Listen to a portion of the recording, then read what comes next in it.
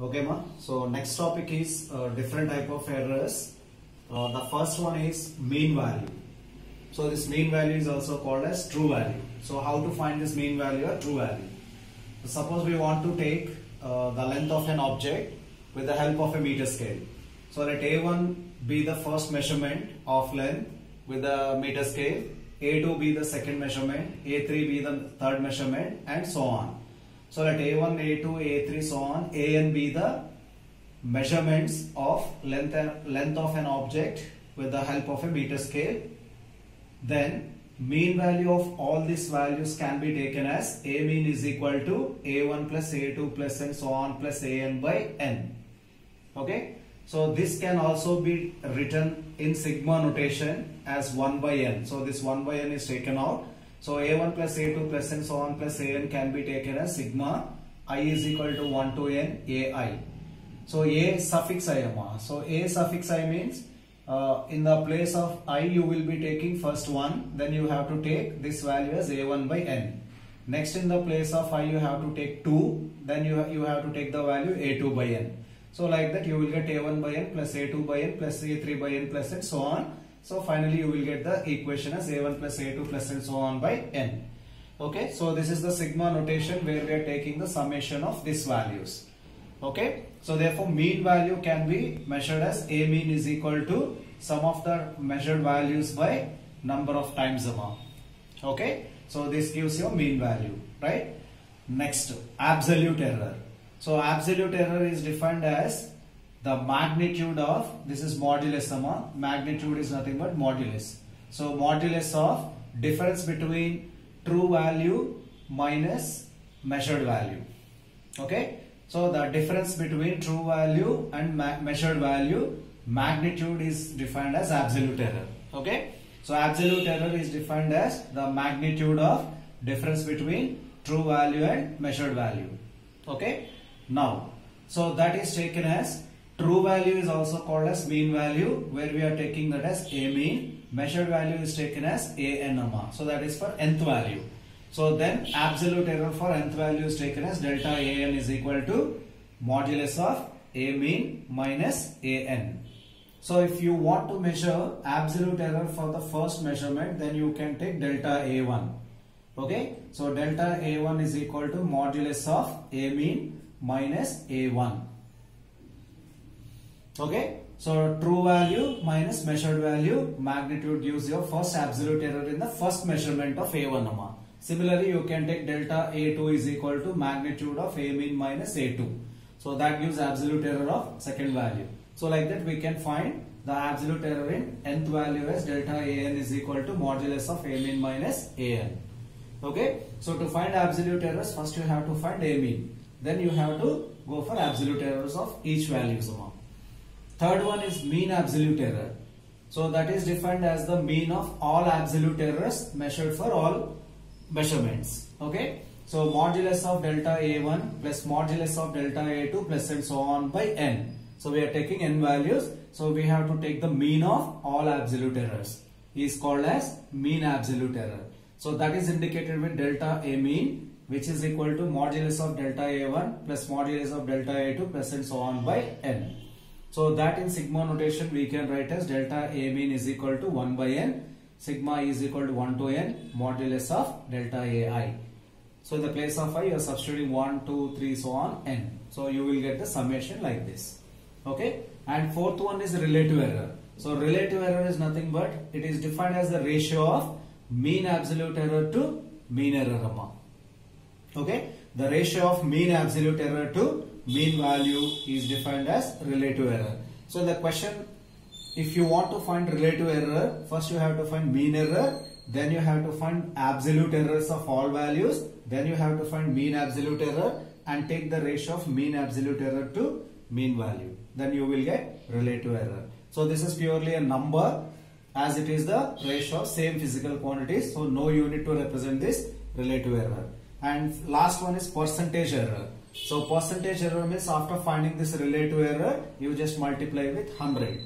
So which gives you a percentage error. So these are the type of errors we are coming across. Okay. Now how to take the errors if physical quantities are added subtracted, multiplied and divided. Okay, so which is nothing but combination of errors amount. Okay, so in combination of errors, first one, let us take a physical quantity A and another physical quantity B. So these are two physical quantities which we are taking the addition of these two physical quantities, which gives another physical quantity Z. Okay, so let us take a physical quantity Z which is equal to the sum of other two physical quantities A and B. Okay, now when we are measuring this Z, you will be getting a possible error delta Z amount. So this is indicated with delta Z. Okay, so delta Z is nothing but absolute error in this measurement. Okay, so no measurement is 100% accurate. Definitely that measuring value will have some error. So now when you are measuring this Z value, you will have a possible absolute error delta Z. So we have to take the measured value plus error which gives your actual measurement. Okay, so Z plus delta Z is equal to A plus delta A plus B plus delta B. So these are the measured values with possible absolute errors amount. So now you can take Z plus delta Z is equal to A plus B. Okay, A plus B plus delta A plus delta B. Okay, so now Z plus delta Z is equal to, in the place of A plus B you can take Z amount. Okay, so Z plus delta A plus delta B. So Z get cancelled. Now you will have delta Z is equal to delta A plus delta B. Okay, so that means when two physical quantities are added, you will get a possible absolute errors only. Okay, the possible absolute error of the resultant is equal to the sum of absolute errors of two physical quantities that are added. Okay, so when you add any two physical quantities, you will get only absolute errors. The absolute error in the resultant is equal to the sum of absolute errors of two physical quantities. Okay, so this is again possible for subtraction also. Okay, so that means when Z is equal to A plus B or when Z is equal to A minus B, when you add two physical quantities or when you subtract two physical quantities, you will get only absolute errors. So that is delta Z equal to delta A plus delta B. Okay, and the next one is, if you take Z is equal to AB, that means you are taking the product of two physical quantities amount. Okay, so here also when you measure Z, you will get Z plus delta Z is equal to A plus delta A into B plus delta B. So these are the possible measurements amount. So this is the measured value along with its absolute error. So whenever we measure a physical quantity, you will get this absolute error. So now Z plus delta Z is equal to, when you take the product, you will get AB plus A into delta B plus B into delta A plus delta A delta B. Okay, AB, A into delta B plus B into delta A plus delta A into delta B.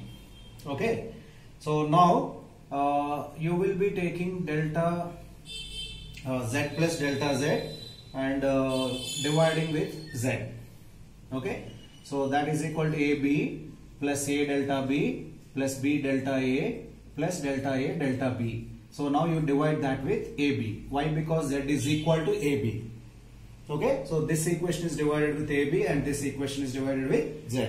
Now you will get 1 plus delta Z by Z is equal to 1 plus delta B by B plus delta A by A, and you can take this value as 0 because these absolute errors are very small. So the product of these two values is considered as negligible value. So you can take out this value amount.